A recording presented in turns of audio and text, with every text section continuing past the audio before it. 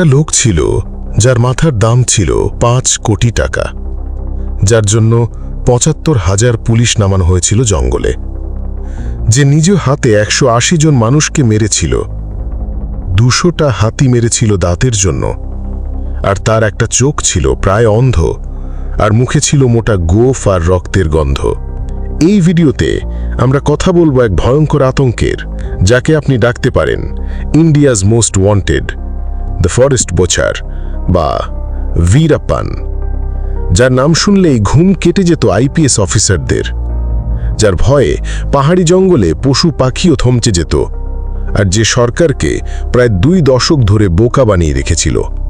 এটা কোনো সিনেমার কল্পনা, এটা সত্যি ঘটনা, আর আজ আমরা সেই সত্যিটাই বলবো, একদম প্রথম থেকে শেষ পর্যন্ত। একটা একটা করে খুলব বীরাপ্পানের জীবনের প্রতিটা অধ্যায়: জন্ম, তার অপরাধের উত্থান, হাতি ও মানুষ খুন, অপহরণ, মিডিয়া প্লে, এসটিএফের রাত্রি অভিযান, আর তার রক্তাক্ত পরিণতি। ভালো করে বসে পড়ুন, কারণ এই গল্পে শুধু একজন খুনির নয়, এই গল্পে আছে পুলিশ, রাজনীতি, মিডিয়া আর ভারতীয় আইনের অন্ধকার মুখ। বীরাপ্পানের আসল নাম ছিল কুশে মুনিস্বামী বীরাপ্পান। সে জন্মায় ১৯৫২ সালে তামিলনাড়ুর গোপালস্বামীপুরম নামের এক ছোট গ্রামে, যা ছিল নীলগিরি পাহাড়ের কিনারায়। তার বাবাই ছিল হাতি শিকারী, আর ছোট থেকেই বীরাপ্পান দেখেছিল কিভাবে শিকার করতে হয়, কিভাবে বন্দুক চালাতে হয়, আর কিভাবে পুলিশের চোখ ফাঁকি দিতে হয়। মাত্র ১০ বছর বয়সে সে প্রথম একটা হাতিকে গুলি করে মারে, আর ১৭ বছর বয়সে সে জড়িয়ে পড়ে কাঠ চোরাচালানের সাথে।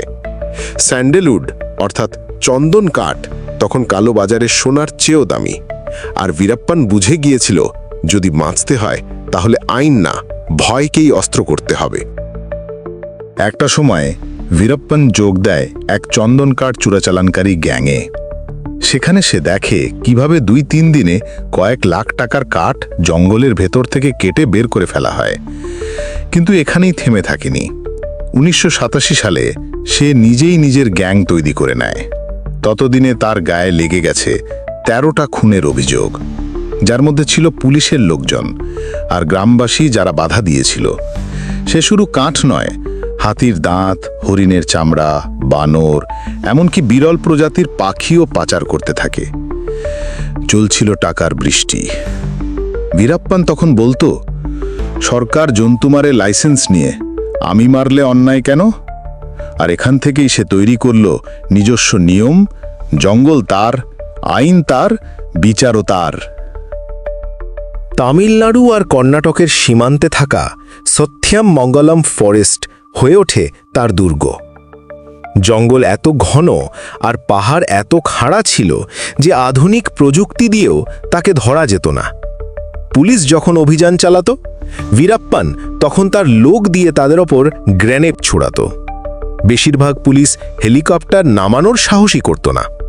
ততদিনে সে মেরে ফেলেছে ৩০ জন পুলিশ, আর বন দপ্তরের অনেক অফিসারকেও সে খুন করে।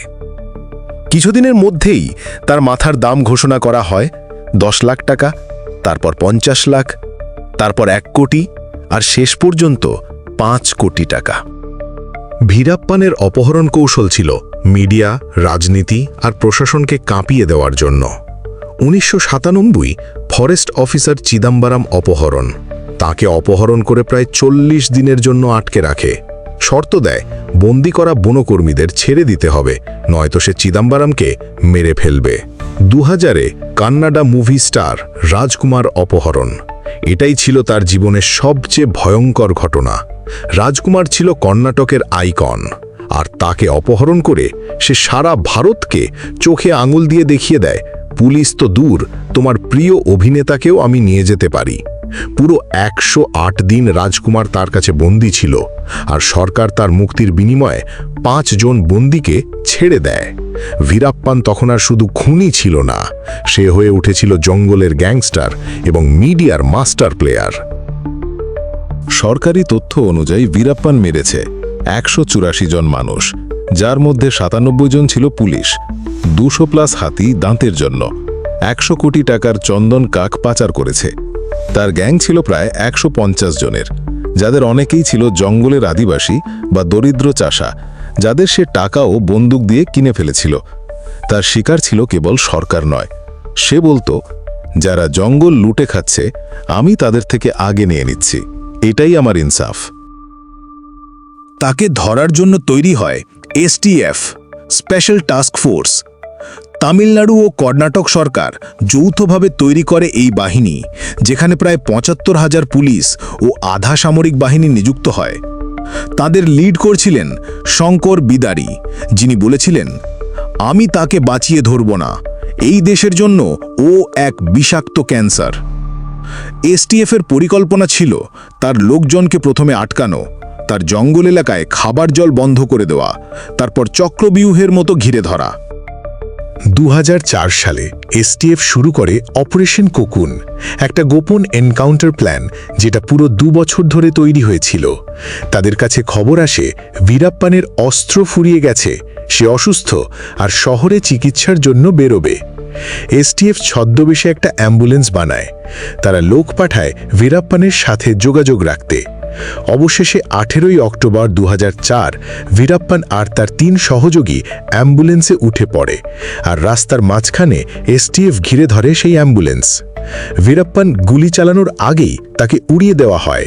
মাথায় গুলি, বুকে গুলি, মৃত্যু অবধারিত। STF বলেছিল, "We shot a ghost that haunted India for 20 years." বীরাপ্পানের মৃত্যু নিয়েও বিতর্ক আছে। তার স্ত্রী বলেছিলেন, ওকে ধোঁকা দিয়ে মারা হয়েছে, ও আত্মসমর্পণ করতে চেয়েছিল। অনেকে বলেন ও মারা যাওয়ার আগেও সরকারের সঙ্গে যোগাযোগে ছিল। কিন্তু সত্যিটা এই, একটি ভয়ঙ্কর অধ্যায়ের অবসান হয়েছিল সেই রাতে। বীরাপ্পান কি খুনি? হ্যাঁ, নিঃসন্দেহে।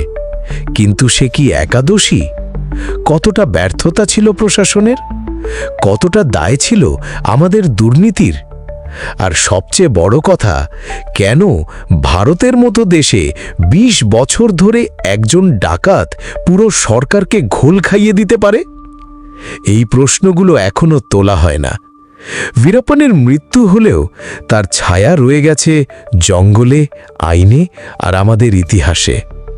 যদি এই সত্য ঘটনা আপনাকে নাড়িয়ে দেয়, তাহলে ভিডিওটি শেয়ার করুন, সাবস্ক্রাইব করুন এমন আরও সত্য ঘটনা জানার জন্য।